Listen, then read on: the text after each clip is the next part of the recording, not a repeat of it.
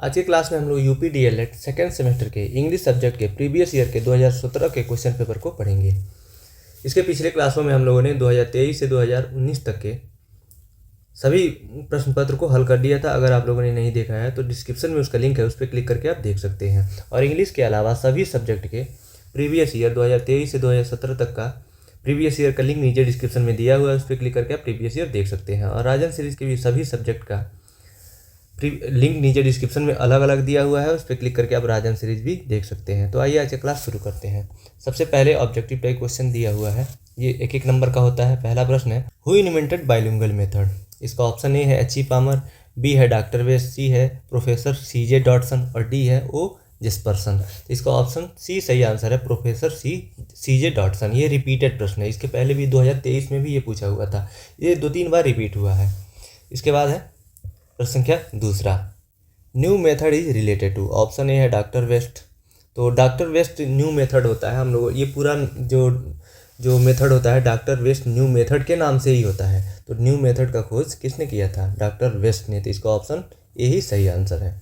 और यहाँ पे सी में दिया हुआ प्रोफेसर CJ डॉटसन, तो ऊपर हम लोगों ने पढ़ा है कि ये बाइलिंगुअल मेथड दिया था CJ डॉटसन ने। इसके बाद है प्रश्न संख्या तीसरा, चूज द करेक्ट प्रीपोजिशन। इसमें प्रश्न संख्या तीसरे में करेक्ट प्रीपोजिशन कौन सा होगा, इसमें फिल करना है। सेंटेंस दिया हुआ है, आई केम डैश हिज रिक्वेस्ट, तो आई केम ऑन हिज रिक्वेस्ट होगा। इसका ऑप्शन ए सही आंसर है। इसके बाद है प्रश्न संख्या 4, चूज द करेक्ट आर्टिकल। यहाँ पे आर्टिकल फिल करना है, खाली स्थान दिया हुआ है। He become dash great man, he become a great man. इसका ऑप्शन ए सही आंसर है। इसके बाद है प्रश्न संख्या 5, रीअरेंज द फॉलोइंग वर्ड्स। नीचे जो ये वर्ड्स दिए हुए हैं अलग अलग, और इसको अरेंज करके एक कंप्लीट सेंटेंस बनाना है जिसका एक मीनिंग हो। तो ये जो टुडे है ना, इसका जो ये ए है, और नेचर जो है ये बी है, मैन इज सी है, और प्लेइंग विथ डी है। और ऑप्शन में दिया है CADB, बी में दिया है BAC। ऐसे अरेंज करेंगे तो कौन से अरेंजमेंट में एक सही मीनिंगफुल सेंटेंस बनेगा। तो देखिए इसमें सबसे पहले मैन इज सी, इसका ऑप्शन ए सही होगा, CADB। और कैसे सही होगा देखिए, सबसे पहले C, man is today playing with nature, man is today playing with nature होगा। तो इसका ऑप्शन ए सही आंसर है। इसके बाद है very short answer type question, यानी अति लघु उत्तरीय प्रश्न। ये एक नंबर का होता है। इसका पहला प्रश्न है, change the following into passive voice. हर एक वर्ष में पैसिव वॉइस पूछा हुआ है। तो यहाँ पे है, सी इन्वाइटेड मी होम, ये भी पास्ट इंडिफिनिट में ही पूछा है। अब तक जितना पैसिव वॉइस पूछा है लगभग सभी पास्ट इंडिफिनिट में ही दिया था। तो पास्ट इंडिफिनिट का पैसिव वॉइस होता है पास्ट कंटिन्यूअस टेंस। तो इसका पैसिव वॉइस हो जाएगा, यहाँ पे जो ऑब्जेक्ट है मी है तो ये सब्जेक्ट बन जाता है आई, उसके बाद से हेल्पिंग वर्ब रहता है। तो पास्ट कंटिन्यूअस में वो आ जाता है सिंगुलर सब्जेक्ट के साथ, तो आई वाज। उसके बाद से वर्ब का हमेशा थर्ड फॉर्म यूज होता है, तो इनवाइटेड होगा। और एट होम बाई हर, यहाँ पे जो सब्जेक्ट है बाई के साथ इसका ऑब्जेक्ट बन जाता है पैसिव वॉइस वाले सेंटेंस का। तो ये कंप्लीट सेंटेंस हो जाएगा, I was invited at home by her. इसके बाद है प्रश्न संख्या 7, fill in the blank with correct pronoun. यहाँ प्रोनाउन फिल करना है करेक्ट। सेंटेंस दिया हुआ है, the bird has hurt dash left wing. तो बर्ड के लिए हमेशा जो छोटे जीव जंतु होते हैं, कीड़े मकोड़े या छोटे जीव जंतु चिड़िया होते हैं, उनके लिए इट्स का प्रयोग होता है खुद के लिए। तो बर्ड्स के लिए उसके खुद के लिए इट्स का प्रयोग करेंगे, तो यहाँ फिल करेंगे इट्स। तो ये करेक्ट प्रोनाउन हो जाएगा। इसके बाद अगला प्रश्न संख्या 8, point out the noun in the following sentence. नीचे जो सेंटेंस दिया हुआ है इसमें से नाउन फाइंड करना है, नाउन बताना है। सेंटेंस है, जतिन स्पीक्स हिंदी एंड उर्दू। जो जतिन है हिंदी और उर्दू बोलता है। तो हम लोगों ने नाउन का डिफिनीशन पढ़ा था, a noun is the name of person, animal, place और थिंग। यानी या फिर noun is the naming word. इन दुनिया में किसी भी चीज़ का नाम होता है वही नाउन कहलाता है। तो यहाँ पे जतिन एक नाम है एक व्यक्ति का, तो ये नाउन हो जाएगा। हिंदी एक नाम है भाषा का, तो ये भी नाउन हो जाएगा। उर्दू भी एक लैंग्वेज का नाम है, तो ये भी नाउन हो जाएगा। बाकी जो स्पीक है ये वर्ब है। तो इसका सही आंसर हो जाएगा जतिन, हिंदी और उर्दू। अगला क्वेश्चन है question 9, change the following into comparative degree. नीचे दिया है सुपरलेटिव, लास्ट में EST लगा है ना, तो ये सुपरलेटिव डिग्री में दिया है। Lead is the heaviest of all metals, इसका कंपैरेटिव में इसको चेंज करना है, तो इसका आंसर है कंपैरेटिव डिग्री में हो जाएगा lead is heavier than all other metals. इसके पहले हम लोगों ने 2019 का क्वेश्चन पेपर पढ़ा था, तो 19 में पढ़ा था, ये सेम सेंटेंस दिया हुआ था, कंपैरेटिव में दिया हुआ था, इसको सुपरलेटिव में चेंज करना था। यहाँ पे उसका उल्टा दे दिया है, सुपरलेटिव में दिया है, कंपैरेटिव में चेंज करना है। इसके बाद है अगला प्रश्न, प्रश्न संख्या 10, fill in the blank with correct determiner. यहाँ डिटर्मिनर फिल करना है, take dash as you want, तो यहाँ पे हो जाएगा take as much as you want, जितना तुम चाहते हो ले लो, तो एज मच का यहाँ यूज़ करेंगे, फिल करेंगे। इसके बाद अगला प्रश्न, प्रश्न संख्या 11, convert the following simple sentence into complex sentence. जो नीचे सिंपल सेंटेंस दिया हुआ है उसको कॉम्प्लेक्स में चेंज करना है। ये सिंपल है, सेंटेंस दिया हुआ है, I hope to pass the test, मैं उम्मीद करता हूँ कि मैं पास हो जाऊँगा, तो यही सिंपल सेंटेंस एक बार यहाँ लिख लिया।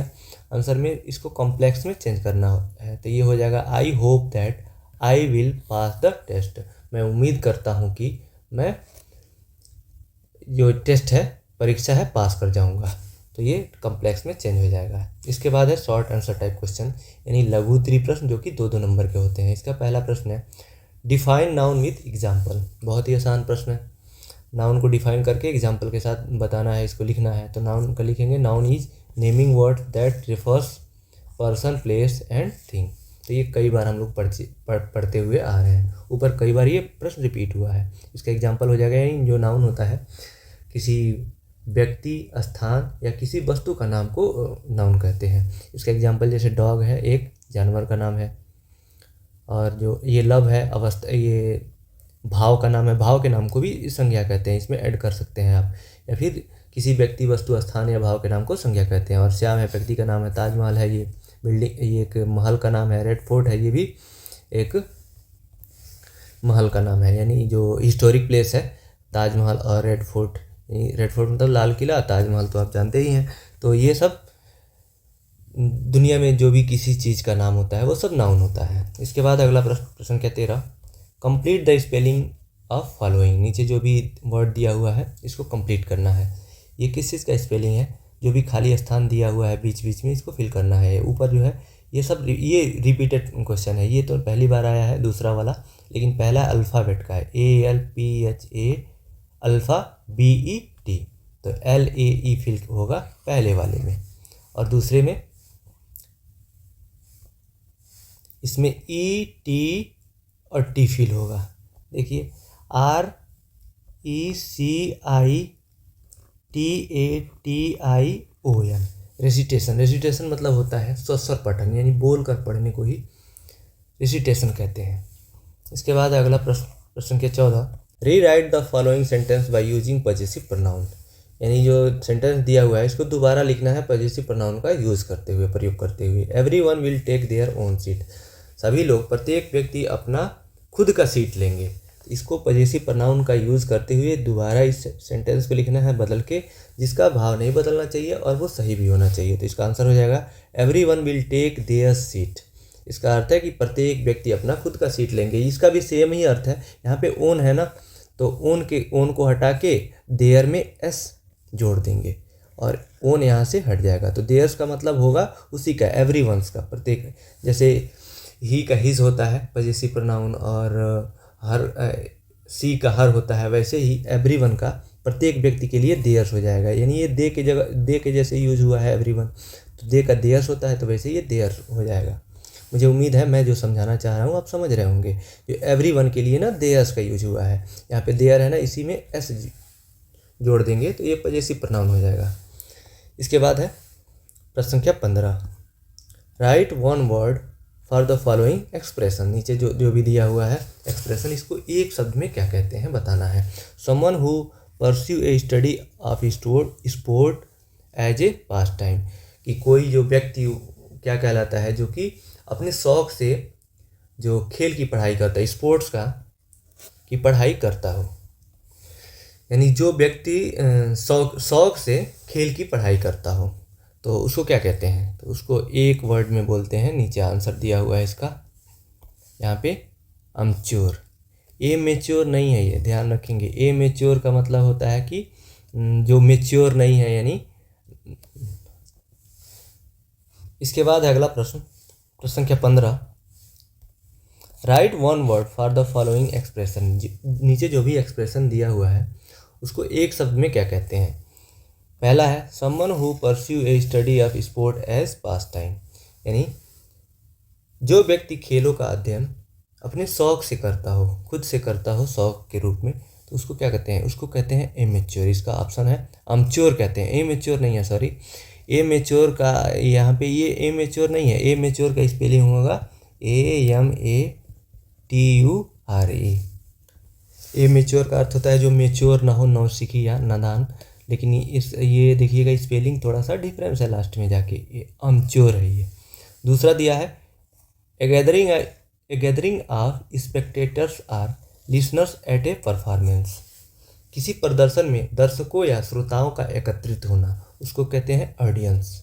जो भी श्रोतागण या फिर देखने वाले इकट्ठा होते हैं उसको ऑडियंस ही तो कहते हैं। इसके पहले ये रिपीट हो चुका है, ये रिपीटेड प्रश्न है, और बाकी ऊपर वाला पहली बार आया था, तो इसको ऑडियंस कहते हैं।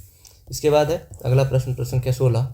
Punctuate the following putting capital letters and other punctuation marks wherever necessary. यानी नीचे जो भी सेंटेंस दिया हुआ है इसमें ये एक ही में दिया हुआ है, इसमें पंक्चुएशन, इसको पंक्चुएट करना है, यानी जहाँ भी कॉमा की ज़रूरत है कॉमा लगाना है, इन्वर्टेड कॉमा, अभी जहाँ कैपिटल लेटर की ज़रूरत होगी उसको सब करके इसको सही करना है। तो सेंटेंस ये दिया हुआ है, ओ yes said the father I can at least do that much.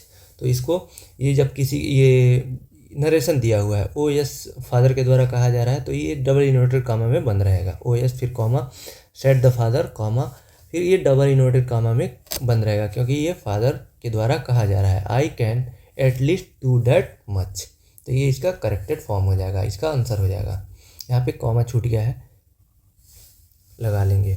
इसके बाद है क्वेश्चन नंबर 34 नहीं है, ये 17 है, ये नंबरिंग गलत हो गया है, इसको आप 17 कर लेंगे। 17 number, correct the following sentence. नीचे जो भी सेंटेंस दिया हुआ है इसको करेक्ट करना है। पहला है योर्स ट्रूली, तो इसका जो करेक्टेड फॉर्म हो जाएगा योर्स ट्रूली ही होगा, बस यहाँ पे जो एपोस्ट्रॉफी एस है ना ये नहीं रहेगा, ये योर्स लास्ट में यस रहेगा बिना एपोस्ट्रॉफी एस के, बिना जो एपोस्ट्रॉफी जो ऊपर चिन्ह दिया हुआ है ये ऊपर कॉमा वो नहीं रहेगा, बस ये करेक्ट हो जाएगा।